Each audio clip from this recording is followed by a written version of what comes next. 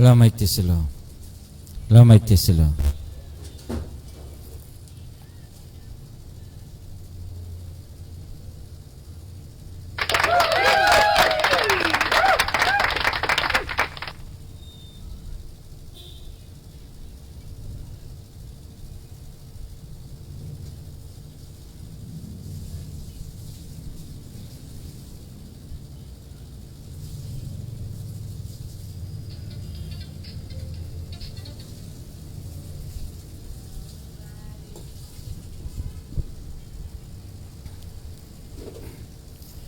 Okay, so magandang gabi sa lahat ng nakikinig at sumusubaybay ng ating programang Manibela ng Masa on the Go. Nandito naman po tayo at magkakasama-sama sa loob ng isang oras.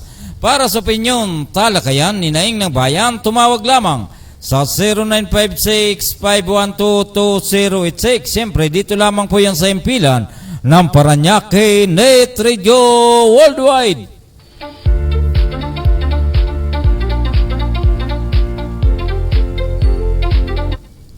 Luzon, Visayas at Mindanao, ito po ang inyong lingkod. Gaspar Latam na nagsasabing, sa umagas, tangali, maging sa gabi, tayo magkakasama-sama dito po sa ating programang Manibela ng Masa on the Go. Ngayon po ay September 25, 2023. Malapit na po, 5 days na lang, October na.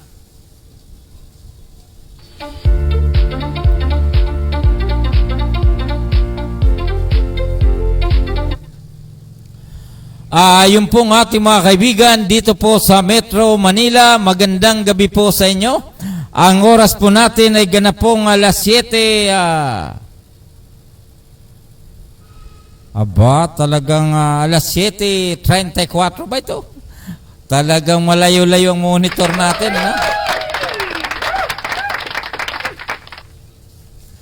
At tayo ay tila ilang araw na hindi po nakapag-programa, ano? At bago po tayo magpatuloy, gusto po natin ipauna natin ang pakikiramay sa pamilya ni Tito Rene Aquino na sa kasalukuyan po ay nakahimlay dahil siya po ay binawian po ng buhay, ano? So kamakailan lang po ay siya ay nag-file ng Certificate of Candidacy dahil siya po ay tumatakbo sana na bilang barangay kagawad ng barangay Munwok. So nakikidalamhati po tayo. At si Tito Rene Aquino naman ay naging mabait, magaling, talagang dynamic leader. Ay talagang mahirap pantayan din po itong si Tito Rene. So rest in peace po.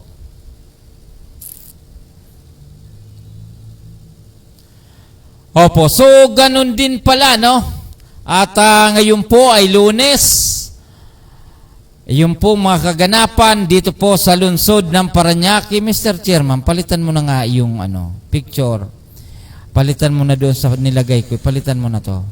Ilagay mo na. Ayun, ayan. Oo. Pwede ba laki-lakihan mo para makita nila maigi? Opo, so lagyan mo na. Yung mga kaganapan po dito sa lungsod ng Paranaque, nagkaroon po ng tinatawag na flag raising ceremony. At ito po ay pinangunahan ng city building officials. At ganun din po, nagkaroon po ng tinatawag na Family Fun Day diyan po sa lugar ng Paranaque Sport Complex. At nagkaroon din po nung orientation, nung tupad orientation diyan po sa Bali 5, diyan po sa Barangay San Antonio, Paranaque City. At umabot po na mahigit 500 na magiging beneficiaries. At sila po ay magtratrabaho sa loob ng 10 araw na ito po ay minimum wage mula po sa Department of Labor and Employment. So malaking bagay na po ito dahil 10 araw mahigit 6,000 din po ang kikitain po nila. Walang bawas, walang kulang. Opo. So, ngayong gabi, magkakaroon po tayo ng isang programa na ito po ay nakapokus diyan po sa naganap na engkwentro, diyan po sa lugar ng bayan ng Kabangkalan, diyan po sa Negros, ano? At kaya po ito ay ating tatalakayin. Palakihan mo nga yun, Mr. Chairman. Taguin mo muna ako. Kahit hindi mo na ako makita. Ayan. Gusto ko po itong talakayin dahil ito po ay kung tutuusin, ito po ay national issue.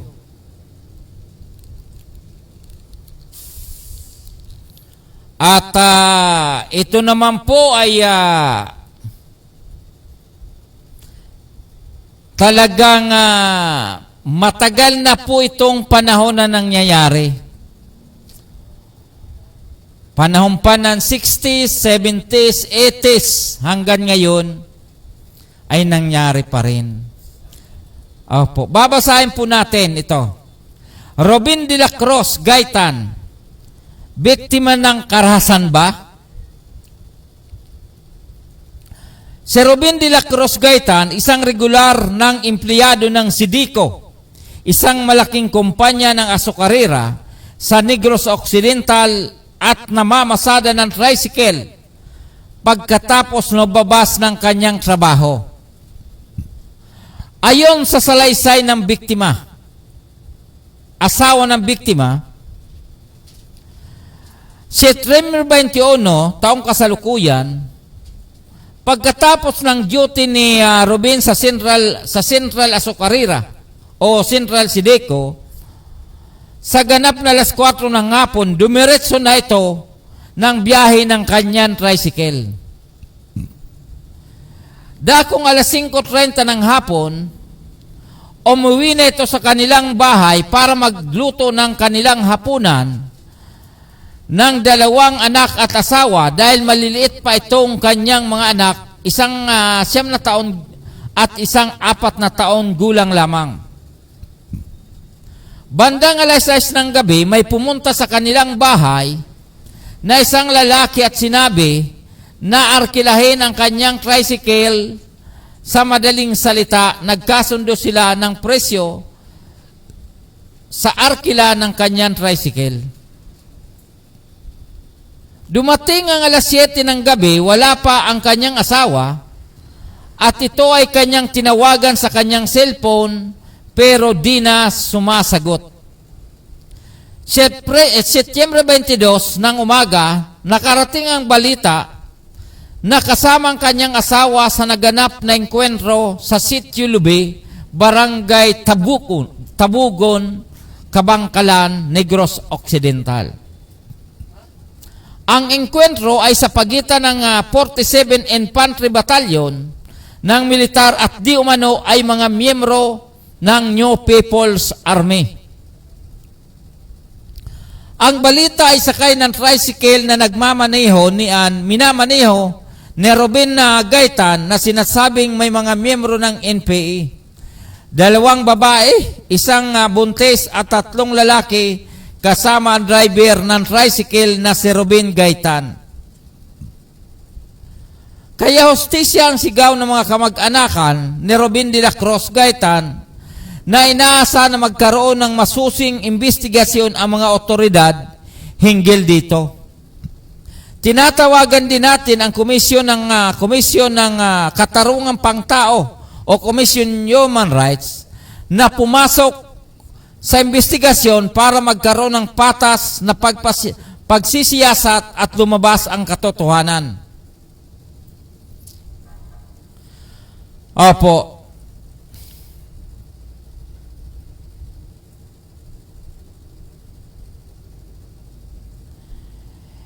Ito po ay tinalakay natin dahil sa pakiusap ng isang ating kasamahan sa dati nating grupo na ito pong Values Formation Spiritual Transformation Incorporated or BFTCI na may tanggapan dito po sa Campo Crame na ito pong si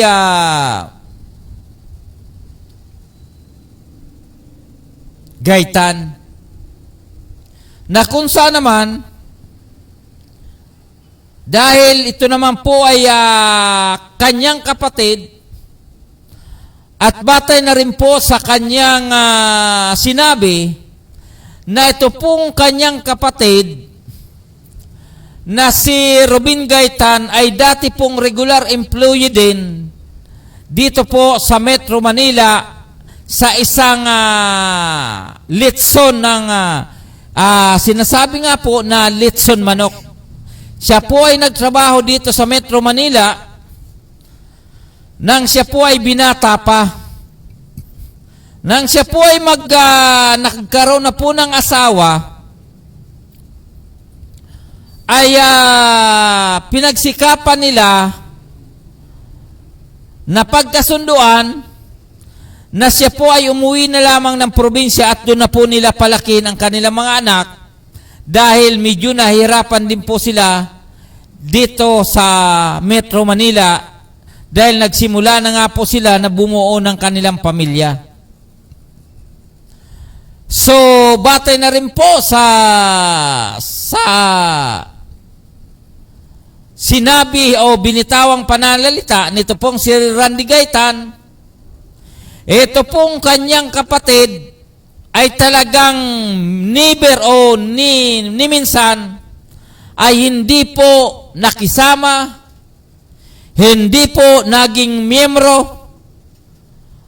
ng New People's Army.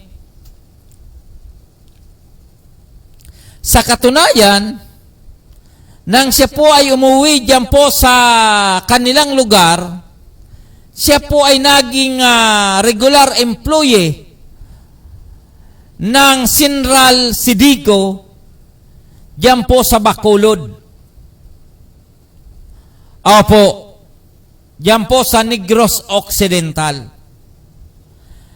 So, dahil nga po sa hindi inaasahan, siya naman po ay namamasada ng tricycle sa paglabas niya ng kanyang trabaho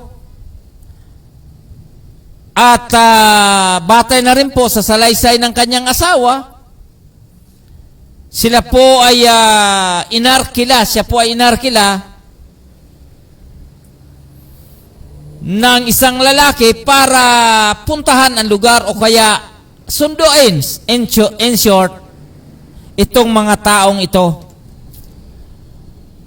So, yung po pala, maaring siyempre, alam naman po natin ang mga militar, alam po natin na yan po naman ay may mga intelligence. Yun naman po talaga ay yun na po ang pinakatrabaho po natin, sugpuin ang kalaban ng gobyerno, lalong-lalo na po yung mga gumagawa ng kalukuhan o yung mga lumalabag sa batas, trabaho po nila iyon. Ngayon, ang tanong na lamang, kung talagang hindi miyembro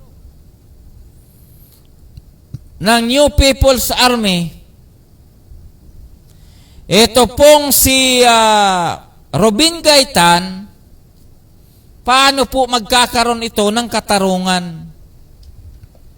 Paano po magkakaroon ng katarungan ang isang Robin de la Cruz Gaitan kung talagang hindi naman po siya dapat mamatay dahil hindi naman po siya miyembro ng New People's Army.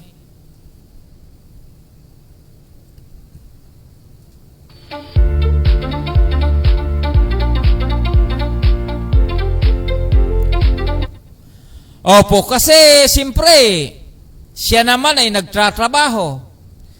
Siya naman may pamilya, may asawa, may 2 anak na naninirahan naman, namumuhay ng tahimik, at nagtatrabaho ng may trabaho ng regular, nagsasideline pa para mamasada, para mabigyan ng disinting buhay ang kanyang pamilya. Pagkatapos ganito ang nangyari. Opo, so paano yan? Paano? Sino po ba dapat ang managot sa ganyang sitwasyon o pangyayari? Kaya po, tinatawagan po natin ito pong Commission of Human Rights na sana po huwag niyo pong pabayaan ang kasong ito o yung pangyayaring ito. Opo, dahil batid po natin na malinaw Malinaw na may pinatay po kayong inosenteng tao. Malinaw na may pinatay na inosenteng tao. Ito po mga miyembro ng 47 Infantry Battalion. Opo, pero paano naman? Dahil ginampanan lang naman nila ang kanilang tungkulin bilang alagad ng batas.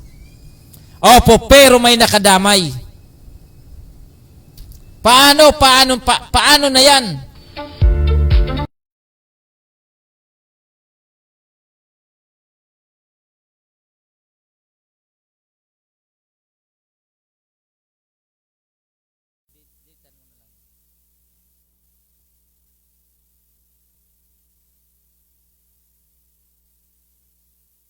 Opo.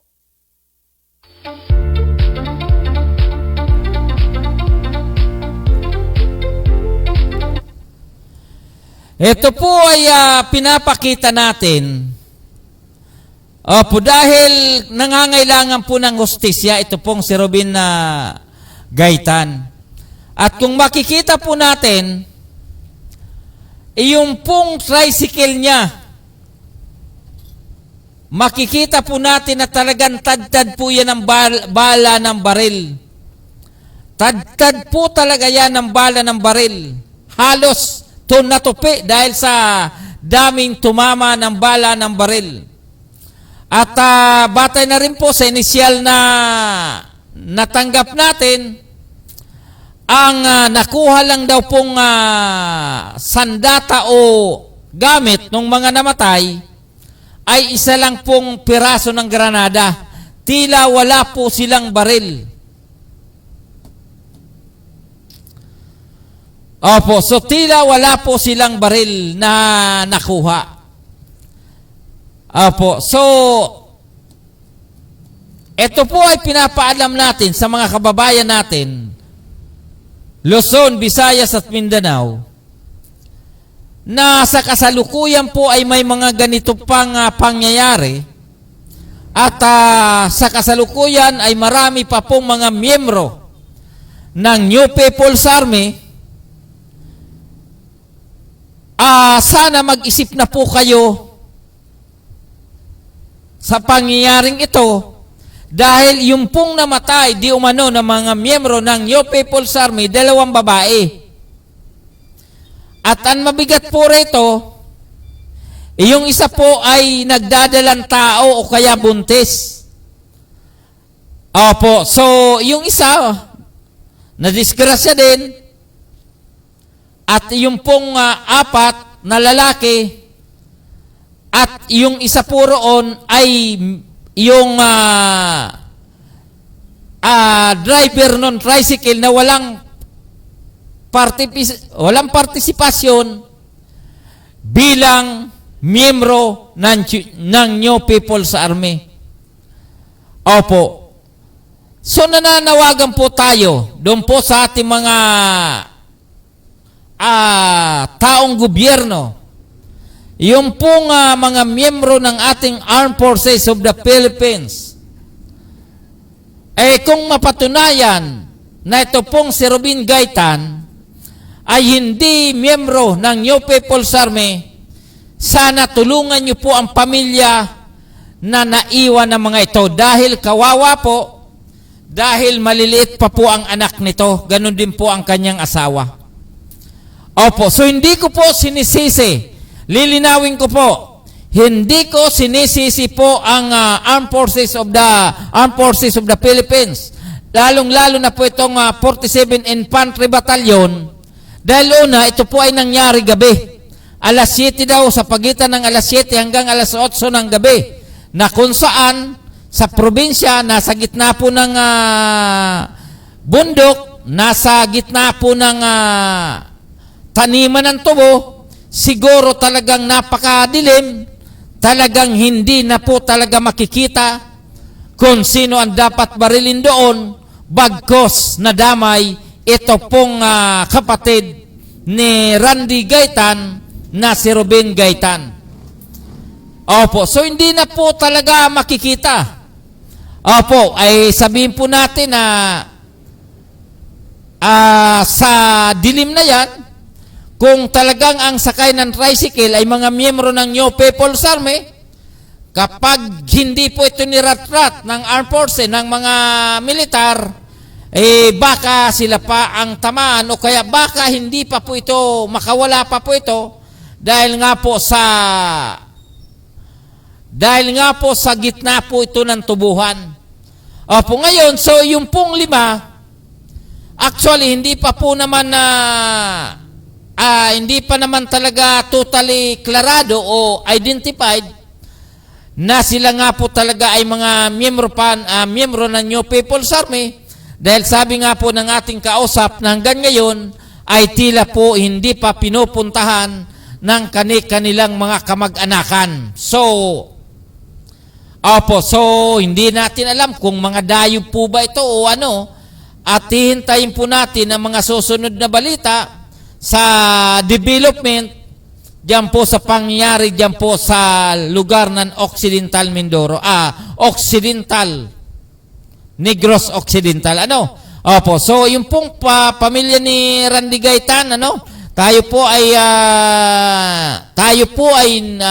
sabihin po natin na tayo po ay nakikidalamhati dahil ito pong si Randy Gaytan ay miyembro po natin o opisyalis ng Values Formation, Spiritual Transformation na may tanggapan din po dito sa Campo Crame, at ito naman pong si Randy Gaytan ay matagal po natin nakilala na ito naman po ay matino at matinong tao po ito at namumuhay naman po na sumusunod sa ating batas na kung saan ito nga po ay miyembro ng Values Formation, Spiritual Transformation Incorporated, na nakasama po natin ito na medyo matagal-tagal na panahon. Okay, so doon po sa atin mga kaibigan, Luzon, Visayas at Mindanao, ang oras po natin ay ganap ng alas 8:15 ng gabi. Mr. Chairman, patalastas please.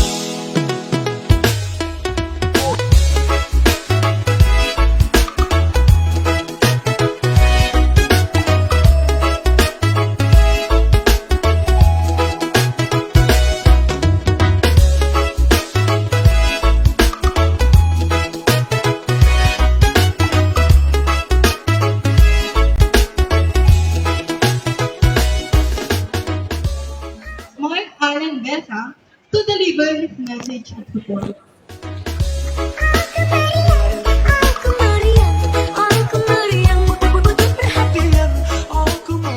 Ito po isa pong mga kalikasan at maayos ng ating sa ating lahat. Gusto ko lang itong batiin ang mga kapitan na dito ngayon.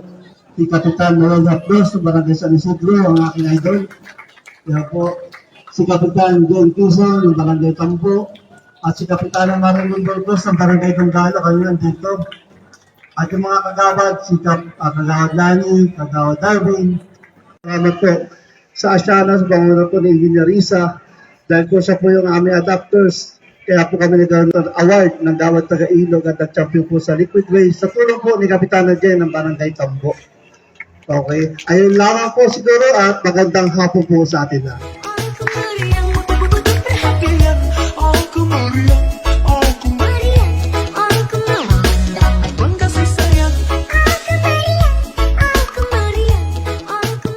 Sa ating mga kawani po ng DNR, sa pangunguna ni Director Bobby Tagapan, DNR NCR Mayo South, kay Engineer Risa Montances. Magandang hapon po sa lahat ng ating mga kaibigan from the DNR Metropolitan Environmental Office South, our gracious hosts from SM Sukat, and of course our kababayans from the city of Parañaque, and welcome to today's Gawad Taga-Ilog Roadshow 2023. Our lead agency for all of these programs is CENRO, the City Environment and Natural Resources Office, under the leadership of Mr. Mark Allen Besa.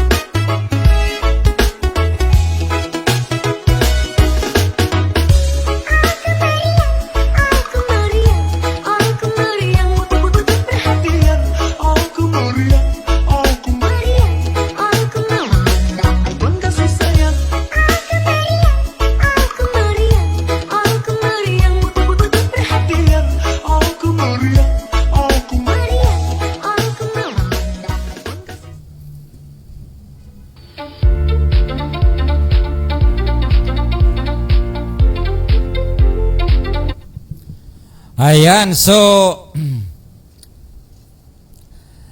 sana po doon sa pamilya Gaitan, ano? Opo, sana magkaroon po ng hostisya. Ito pong si Rubin Gaitan. Okay, so tuloy-tuloy na po tayo sa ating mga balita. Ito po ay galing sa City Information Office Parañaque. Mayor Eric Olivares nakisa sa Family Fun Day. Masayang nakisa si Mayor Eric Olivares ngayong umaga sa ginanap na Family Fun Day sa Parañaque City Sport Complex. Ito ay programang handog ng Smart Braids School Incorporated sa pamuno ni School Administrator Ralin D. Lagarto. Sa programang ito ay nabahagi ng mensahe ang punong lungsod kung saan kanyang binati ang mga mag-aaral at kanilang mga pamilya na isang maligayang Family Day. Anya ang kahilintulad ng programang isinagawa ng naturang paralan ay isang magandang paraan upang makapagbanding ang mga pamilya. Dagdag niya, ito rin ay tiyak na makakapagpanatag ng kanilang pagsasama. Sa huli, inihayag din ni Mayor Eric ang kanyang hangarin na patuloy na samahan, gabayan at suportahan ng mga magulang ang kanilang mga anak sa bawat yugto ng kanilang buhay. So maganda po yung kaganapan at saka ngayon yung pong mga nagtatrabaho sa pamalaan sa gobyerno hanggang alas 3 lang ng hapon yung pong opisina para binigyan halaga yung pong salo-salo na kumain sa hapagkainan ang bawat pamilya. Palakpakan po natin.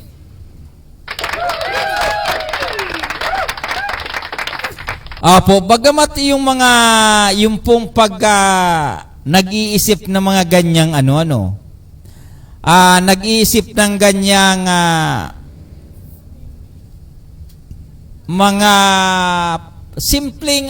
simpleng pagpapahalaga. Buong bansa yan. So gusto ipaano sa atin, iparamdam na yung salo-salo ng isang pamilya sa isang hapagkainan ay napakahalaga. Kasi dahil sa nagbago ng panahon, sa dami ng trabaho, araw-araw na responsibilidad, ay may mga pamilya talaga na halos hindi nagkakanda sabay-sabay pag kumain. Sana ko doon. So tayo po ay nagpapasalamat sa ating yung may akda niyan. Dahil tila sabihin natin na executive order, resolution, o kaya sabihin po natin na Republic Act yun or batas. So malaking bagay po. Okay, tuloy-tuloy na po tayo sa ating balita.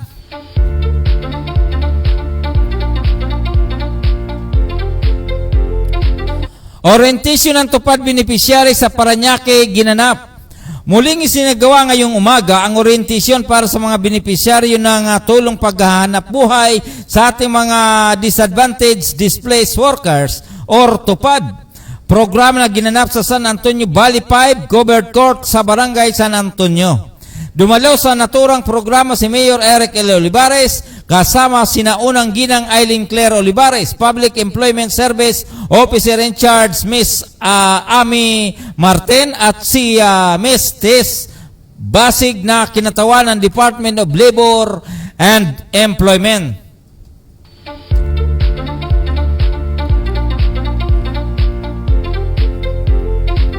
Ayon sa punong lungsod, humabot sa 563 benepisaryo ang kanilang nabigyan ng trabaho sa lungsod na isakatuparan sa pamagitan ng Public Employment Service Office at ng Department of Labor and Employment. Halos umabot sa 160 beneficiary ang mula sa unang distrito habang umabot naman sa 401 beneficiaryo ang mula sa pangalawang distrito ng lungsod. Dagdag pa niya sila ay nakatakdang magtrabaho sa loob ng 10 araw mula Setyembre 25 hanggang Oktubre 4 at kikita ng umabot sa 610 kada araw o may kabuuang umabot sa 6,100. Sila ay rin i-deploy sa iba't ibang lugar tulad sa tanggapan ng Cleanliness, Beautification and Sanitation, City Library, mga paaralan sa barangay sa lungsod. Inihayag din ni Mayor Eric ang kanyang pasasalamat sa Department of Labor and Employment sa panguna ni Regional Director Ms. Sara Buena S. Mirasol at Dole Monteparlas sa Field Officer Director John Castillo na matagal ng katuwang ng lokal na pamalaang lungsod ng Parañaque sa paghahantid ng trabaho sa mga residente nito.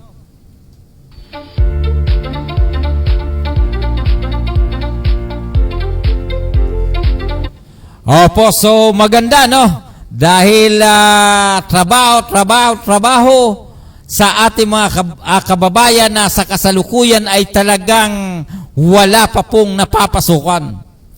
At ito po ang maganda rito sa lungsod ng Parañaque dahil yung po mga programa ng national government katulad po ng Department of Labor and Employment, katulad po ng Department of Social Welfare and Development, ang lokal na pamahalaan ay nagkakaroon po ng tinatawag na counterpart. May programa ang nasyonal at may programa po ang lokal. Iyon po ang maganda rito. Katulad lang po nung local social amelioration program, ang lungsod ng Parañaque mayroon din po. At ganun din po sa patrabaho. Kaya po ang ating mga kababayan na sa kasalukuyan ay wala pa talagang trabaho, ay sila po ay kahit papano nabibigyan po ng trabaho at nabibigyan din po ng tulong ng pamalaang lungsod ng Parañaque.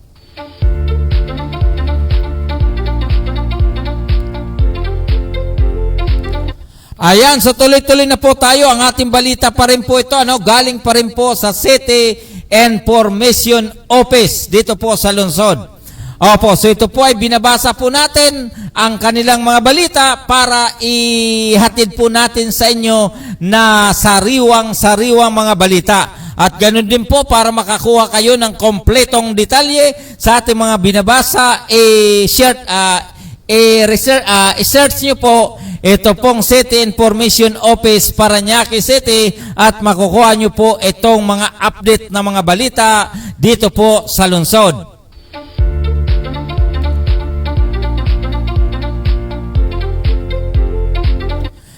Muling binigyan ng Mayor Eric Olivares ang pagkilala ngayong umaga ang mga kawani na nagretiro sa taong 2022 at 2023. Kabilang sa mga retirees na binigyan ng pagkilala ng punong lungsod, sina Mr. Eduardo P. Cielo mula sa Office of the General Service Office na naglilingkod ng umabot sa 27 taon at si Mr. Benito C. Ferrer mula sa Ospital ng Parañaque 1 na naglingkod na umabot sa 21 taon sa lokal na pamahalaan.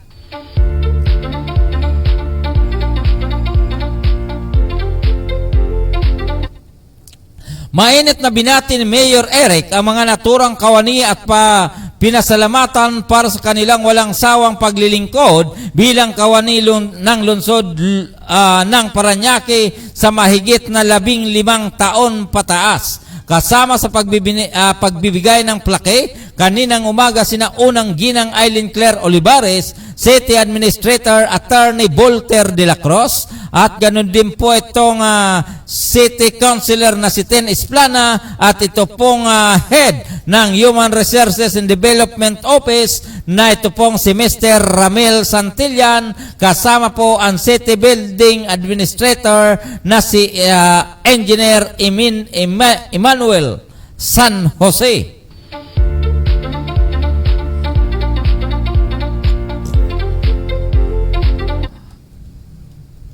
At ganun din po ganun din kasama bahagi pa rin po ito sa usapin po nung kanina nagkaroon po tayo ng weekly flag raising ceremony.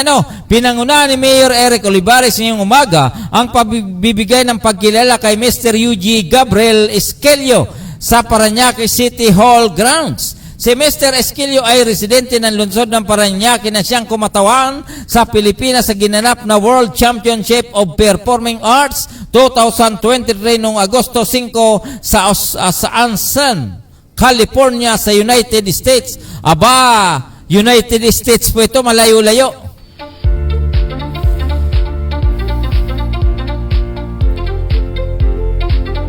Siya ay nagwagi sa iba't ibang kategorya tulad ng lyrical category, hip-hop, punk category at open category. Bukod dito siya rin ang itinanghal bilang kampiyon sa World Division Winner Senior Solo Dance sa lyrical category.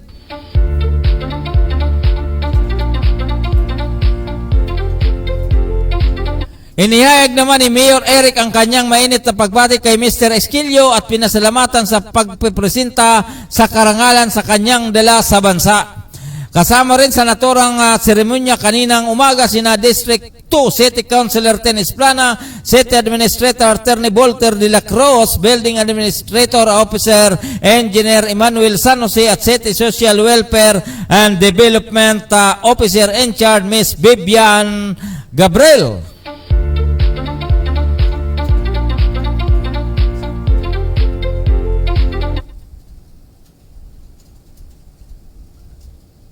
Oo, talaga naman maganda po itong performance nitong isa, no?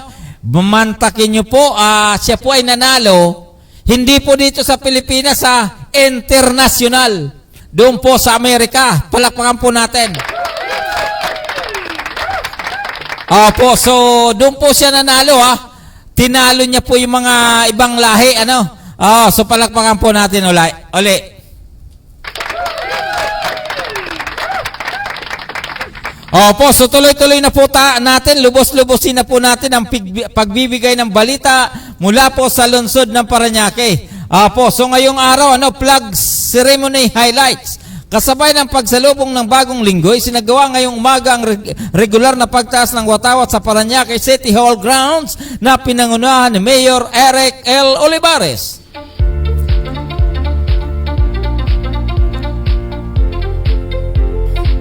Sa naturang programa na ito ay inihayag ni Mayor Eric ang kanyang mainit na pagbati sa City Building Administrator Office na katuwang sa lokal na pamalaang lungsod ng Parañaque sa pag-aayos at pagpapaganda ng Parañaque City Hall.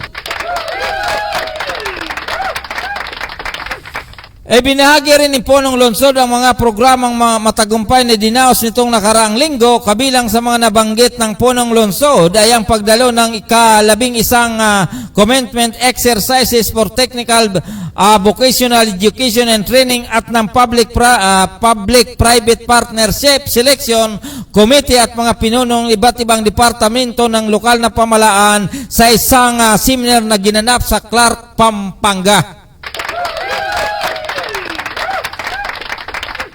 Maliban dito, sinagawa rin ang pamamahagi ng monthly allowance sa mga mag-aaral ng high school, pagkakalob ng cash assistance sa mga small rice retailers, pagdaraos ng second Mayor Eric Olivares Enter Tournament Cup 2023 Basketball and Volleyball Tournament ng Heritage Tour. Opo, so ang naturang programa ay pinangasiwaan ng City Building Administrator Office sa pamuno ni Engineer Emmanuel San Jose.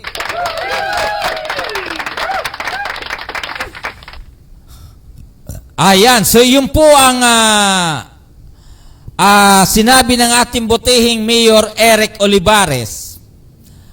Na nabanggit niya po yung mga nagawa nung nakaraan linggo. At siyempre ang pinaka-highlights doon, yung pagbibigay po nung mga allowances nung ating mga mag-aaral sa high school, junior and senior high. At yung po mga estudyante nang tayo po ay nag-cover doon, ay talagang tuwang-tuwa dahil sila po ay naka-receive ng tigta 3,000 piso. Aba, palakpakan po natin.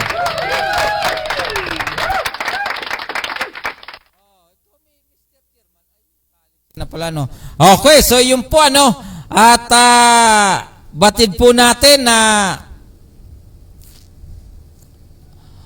yung po mga sinabi ng ating butihing mayor at saka maganda po pala, yung pong mga nagsipag-graduate doon po sa vocational, technical and vocational, diyan po sa PCC, sa Parañaque City College, nakapagtapos na po sila. Siyempre, ito po ay sa pamagitan po ng technical educational, ito pong TISDA, ay nakapagtapos na po sila.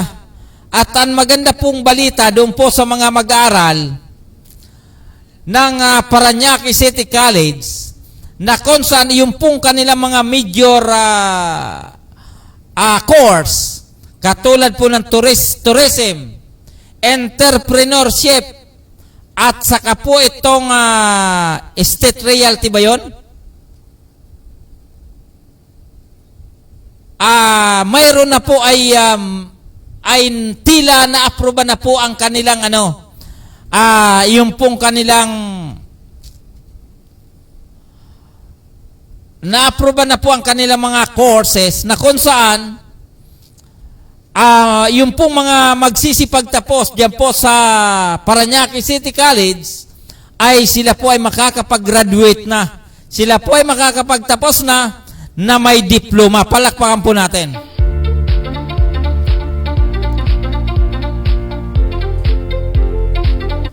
Opo, so yun po ang magandang balita. Dahil kapag sila po ay sabi nga po nila, kapag sila po ay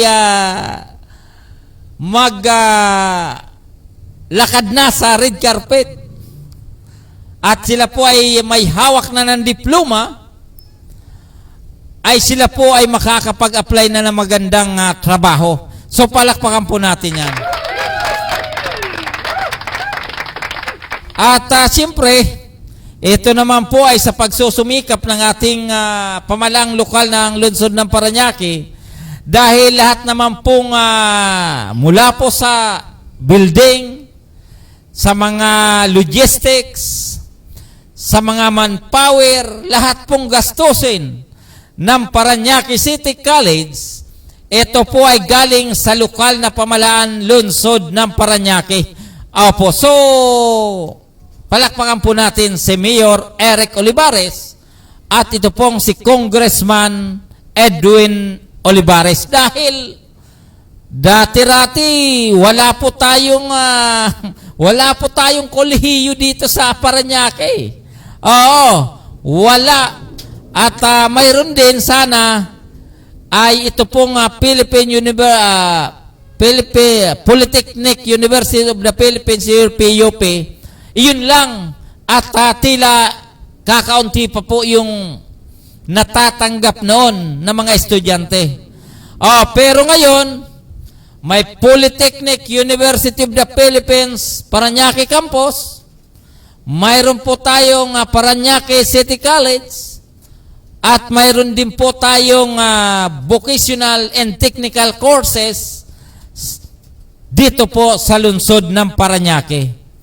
Kaya po sa gusto mag-aral, sa gusto pong matuto ng vocational, kayo po ay magpa-enroll, at yung pong gusto rin mag-aral sa 4-year course or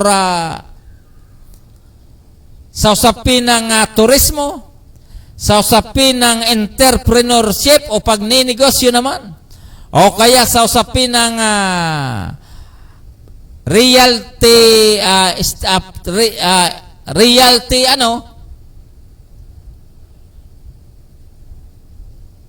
ay pwede po kayo dito po sa Parañaque City College.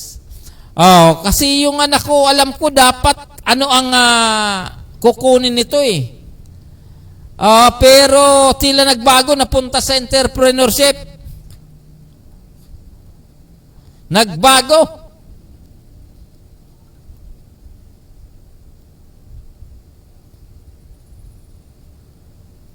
At yung pong yung pong isa ay tila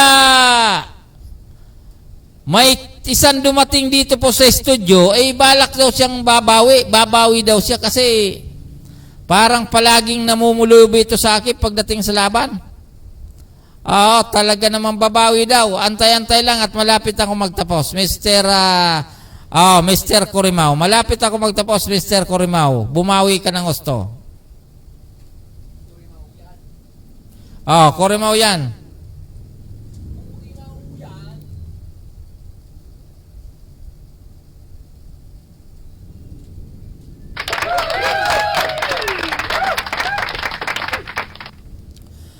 Opo. So, yun po ang ating mga balita dito po sa lungsod ng Parañaque. So, sana doon po sa ating mga kaibigan.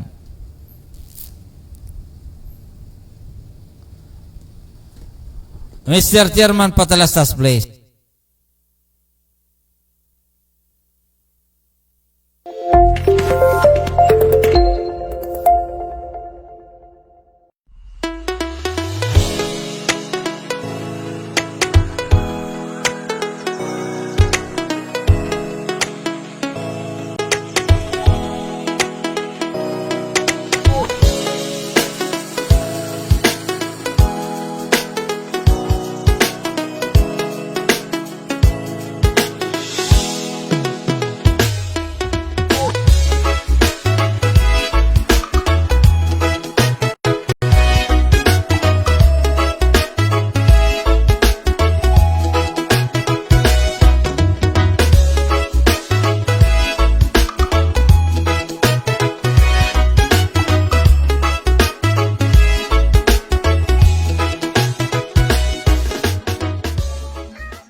Allen Besa to deliver his message of support.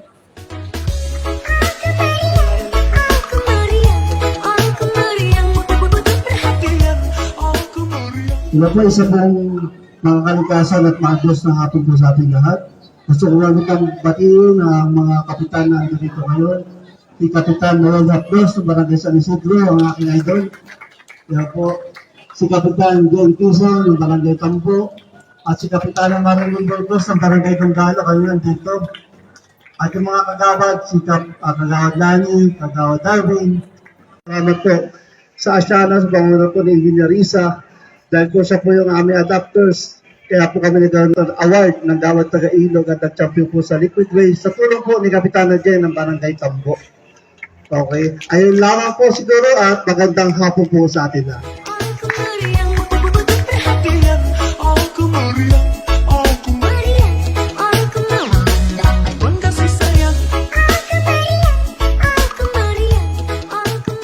Sa ating mga kawani po ng DNR sa pangunguna ni Director Bobby Tagapan, DNR NCR Mayo South,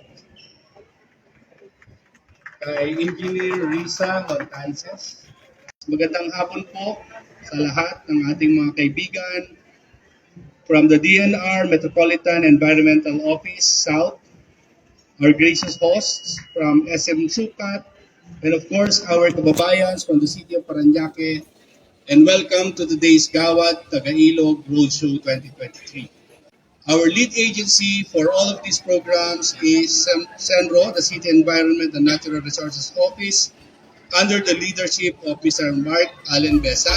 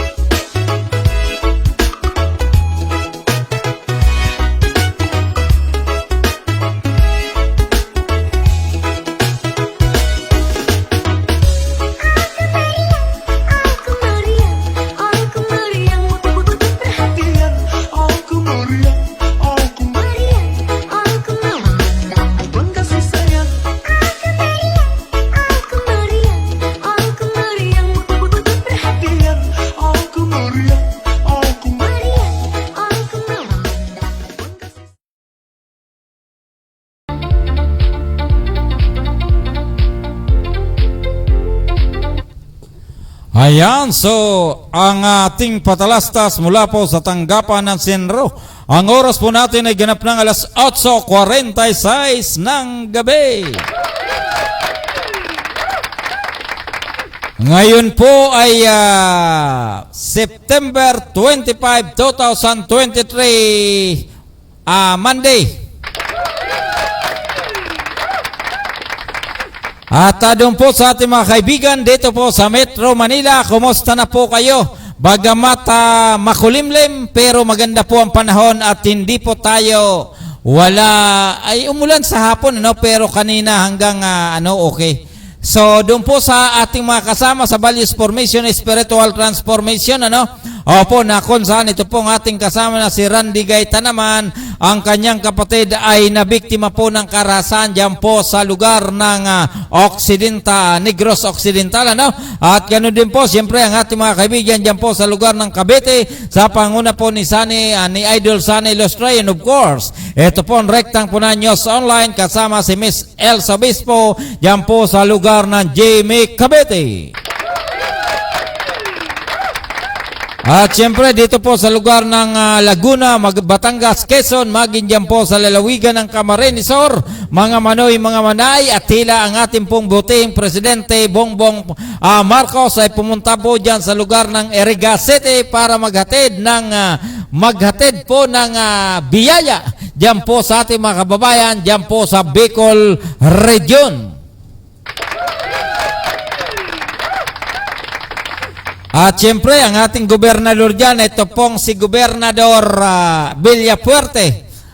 Dati yung pangalan ni, kilalang-kilala ko ngayon, nalimutan ko. At ang kilala ko pa rin po si Congressman Megs Villafuerte. At ganun din po ang ating mga kaibigan dyan po sa lugar ng Partido Area. Ganun din po ang ating mayura dyan po si Manay Cheque Puente Villa dyan po sa lugar ng Tigaon, Camarines Sur. And of course, ang ating mga kababayan dyan po sa lugar ng San Miguel, Tigaon, Camarines Sur. Iyon po ang ating mga kapatid, mga pinsanin, of course, ang ating barangay captain dyan nasa kasalukuyan. Ito pong si Oscar Cielo. Kumusta ka naman, oy? Kumusta ang laban dyan po sa lugar ng San Miguel, Tigaon, Camarines Sur sa usapin ng barangay at SK election.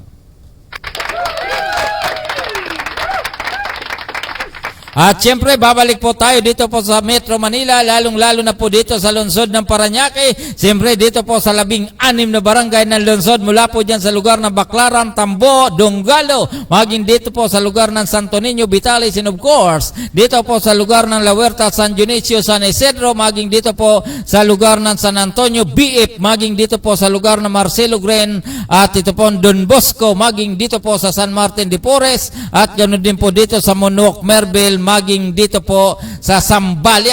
Yung po mga ating mga kaibigan, yung po ating mga barangay captain, batid po natin na talagang tuloy-tuloy na po ang laban. Good luck po sa inyo para sa darating na barangay at sangguniang kabataan election sa Oktubre 30.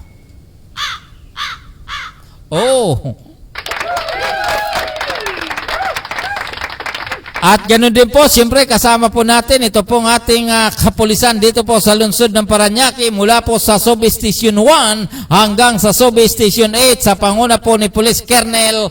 Ito po si Recon L. Garduki naman, nasa kasalukuyan na siya po ang Chief of Police of the City of Parañaque. And of course, ito pong Community Affairs Section sa panguna po ni Police Major Esther Arandia. Ganun din po itong si Police Staff Staff na ito pong si Aldrin Masongsong. Regards ko po kayo dyan po sa Community Affairs Section naman.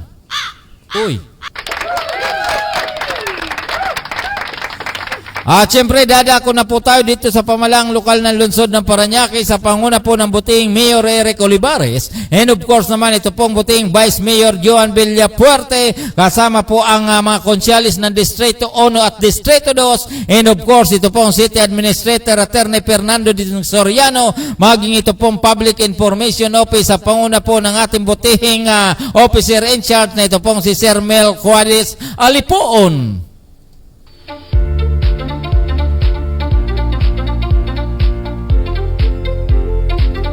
At doon po sa ating mga kaibigan, Luzon, Visayas at Mindanao, siyempre malapit na po tayo magtatapos sa ating programa.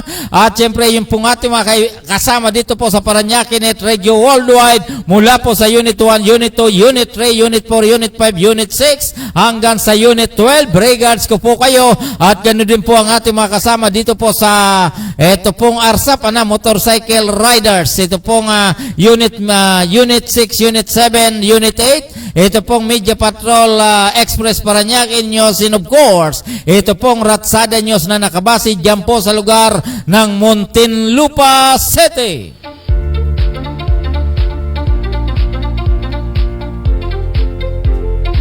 At yan din po ang ating mga reporter dyan po sa lugar ng North Fairview, dyan po sa North Caloocan, sa panguna po ng Unit 5 na ito pong si Chief Freddy Lopez.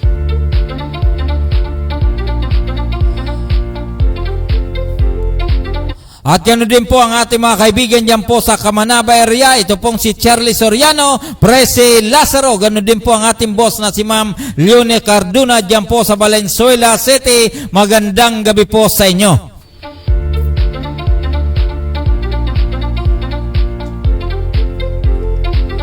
Okay, so dun po sa ating mga kaibigan, Luzon, Visayas at Mindanao. Ito po ang inyong lingkod, Gaspar Latam, na nagsasabing sa umaga, sa tanghali, maging sa gabi, tayo magkakasama-sama dito po sa ating programang Manibela ng Masa on the Go.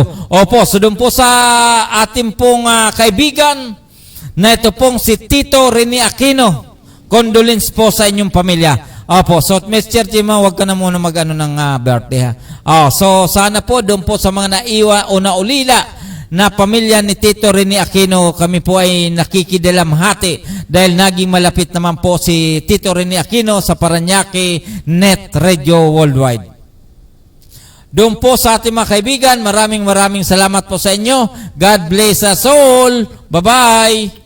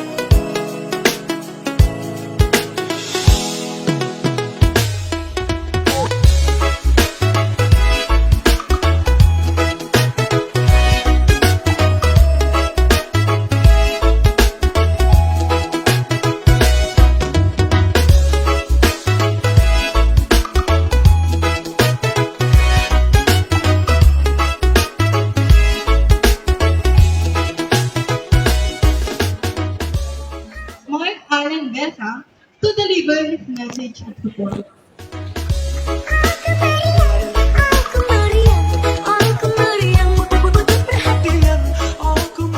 Ito po isa pong mga kalikasan at maagos ng hapon po sa ating lahat. Gusto ko lang itong batiin ang mga kapitan na dito ngayon. Si Kapitan Noel Hapdos ng Barangay San Isidro, ang aking idol. Kaya po, si Kapitan John Quezon ng Barangay Tambo. At si Kapitan Marilyn Burgos ng Barangay Donggala, kayo yan dito. At yung mga kagawad, si Kagawad Lani, Kagawad Darwin. Salamat po sa Asyana, sa panguna po ni Engineer Risa. Dahil po siya po yung aming adapters. Kaya po kami nagkaroon ng award ng Gawad Taga-Ilog at nag-champion po sa Liquid Waste sa tulong po ni Kapitana Jen ng Barangay Tambo. Okay. Ayun lamang po siguro at magandang hapon po sa atin na.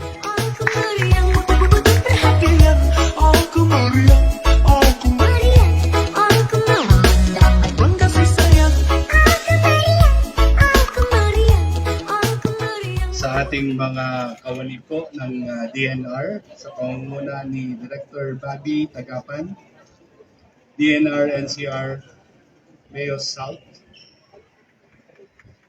kay Engineer Risa Montances.